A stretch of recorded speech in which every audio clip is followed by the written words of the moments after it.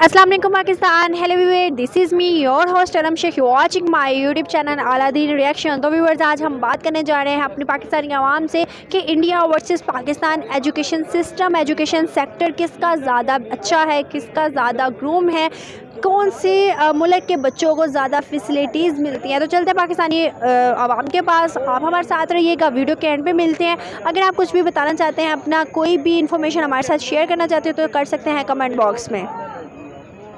क्या नाम है आपका? रईस। रईस, आज का बेसिकली मेरा सवाल आपसे ये है कि India versus Pakistan education system जो है किसका ज़्यादा बेहतर है?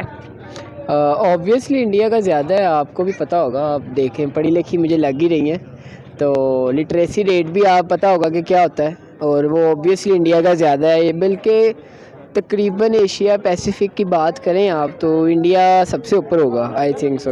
आपको क्या लगता है 1947 के बाद हम लोगों ने इतनी डेवलपमेंट नहीं की अपने मुल्क में? हम लोगों के पास इल्म लेने के लिए वो चीज़ें ही नहीं है कि हम यूनिवर्सिटीज़ होती हैं।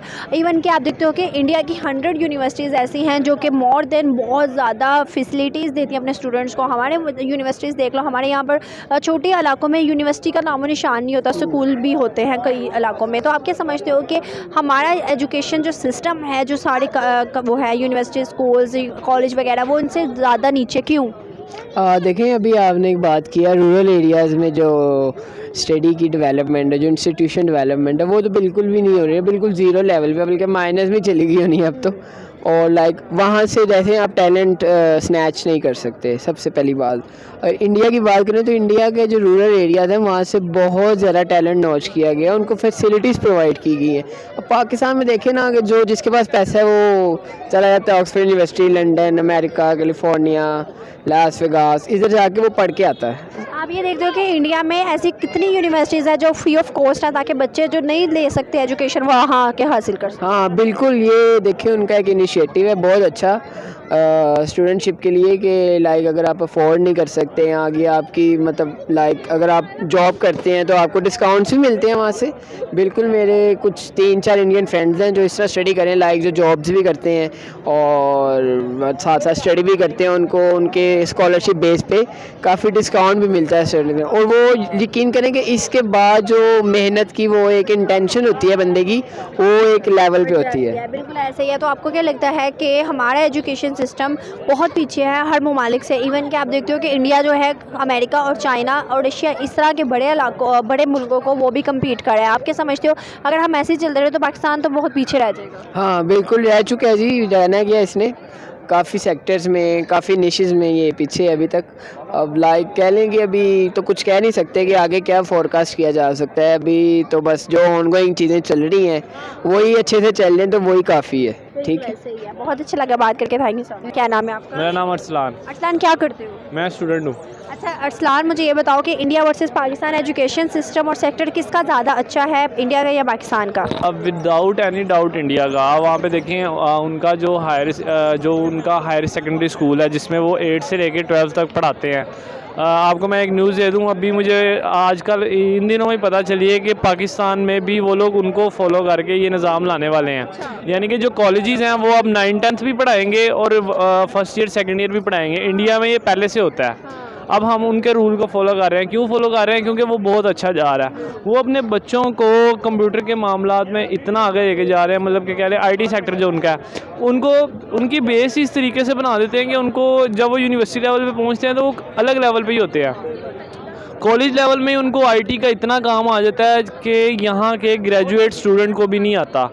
यहाँ का कोई नेक्स्ट लेवल यानी कि 4 to 4 CGPA वाला होगा, उसको कुछ समझ आता होगा। लेकिन जो मेरे जैसे स्टूडेंट है ना, जिनका 3 CGPA है, 2.9 के अंदर अंदर आता है, हमारी तो समझ से ऊपर है। ये ओडू हो गया, सैप हो गया, सिर्फ 50-50, मतलब जितना समझ में आए उतना।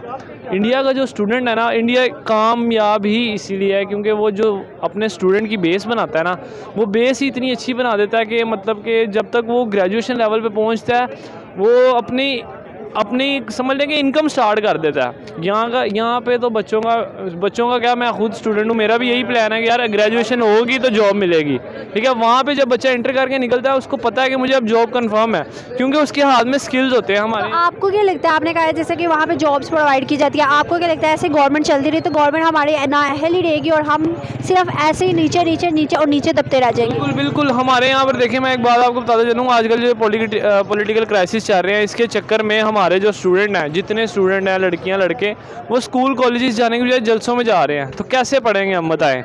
तो सबसे पहले तो हमें इन चीज़ों को हटाना पड़ेगा। हमारे यहाँ पर एक आज से ना कुछ साल पहले जब मैं स्कूल में था ना, तो मुझे पता चला था कि ना थोड़ा नेक्स्ट लेवल जो हमारा एजुकेशन सेक्टर है चेंज हो रहा है। टैब्स आ रहे हैं, LEDs आ रही हैं, मतलब कि जैसे यूरोप में पढ़ाते हैं। तो वो सुना था मैंने, वो अभी तक इम्प्लीमेंट नहीं हुआ। मुझे लगता है मेरे बच्चे भी ये सुनेंगे, इम्प्लीमेंट नहीं होगा अभी तक।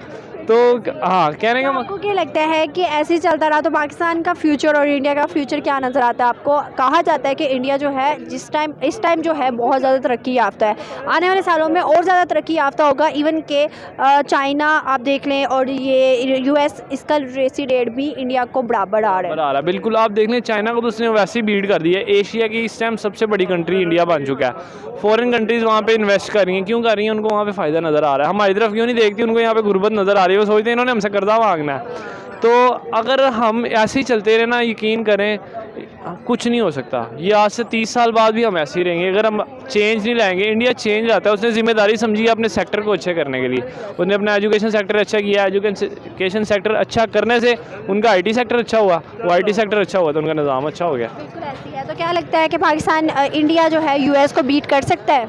इंडिया US को वो तो ऐसे अब उसके हाथ में कि वो तो मसला ही कोई नहीं, क्योंकि आप समझ लें कि लोग कहते हैं कि हम अमेरिका से लेके खाते हैं, अमेरिका जो है इंडिया से लेके खा रहा है, क्योंकि वहाँ पे इन्वेस्ट किया हुआ है उसने और उनको पैसे जा रहे हैं। बिल्कुल ऐसी है। बहुत अच्छा लगा बात करके, थैंक यू सो मच। क्या नाम है आपका? साइमा।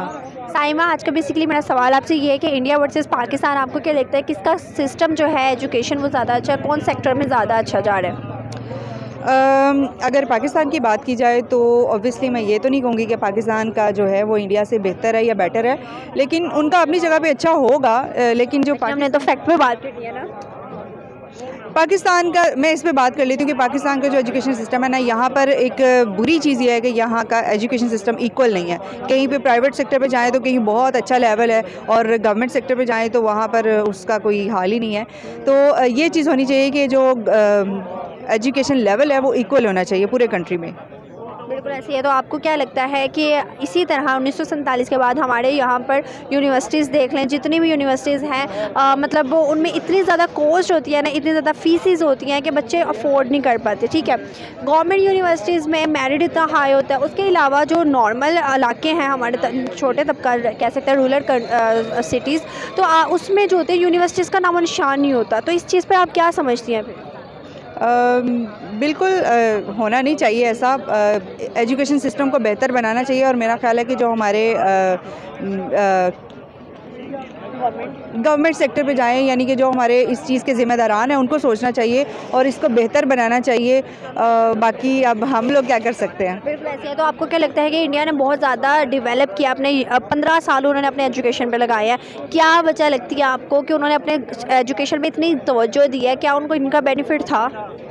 देखिए, इंडिया की अगर बात की जाए ना तो इंडिया वो कंट्री है जिसने शुरू दिन से ही जो है वो गोरों के साथ उन्होंने अपना जो है बना के रखी है। और एक यही हम पाकिस्तानियों का जो मेन जो फेलियर की वजह वो यही है कि हम लोगों ने जो यूरोपियन सिस्टम था, जो एजुकेशन सिस्टम था, उसको हमने अडॉप्ट ही नहीं किया। हम लोग पीछे बैठे रहे और इंडिया जो है उनके साथ साथ शाना बशाना चलते रहे और उन्होंने उस चीज़ को अडॉप्ट कर लिया और आज ये हाल है कि वो तरक्की कर रहे हैं। बिल्कुल ऐसे ही। बहुत अच्छा लगा बात करके, थैंक यू सो मच। क्या नाम है आपका? मुबीन अहमद। क्या करते हो? मैं स्टूडेंट हूँ। स्टूडेंट हो। अच्छा मुबीन अहमद, मुझे ये बताओ कि लिटरेसी रेट जो है पाकिस्तान का ज़्यादा अच्छा है या इंडिया का एजुकेशन सिस्टम?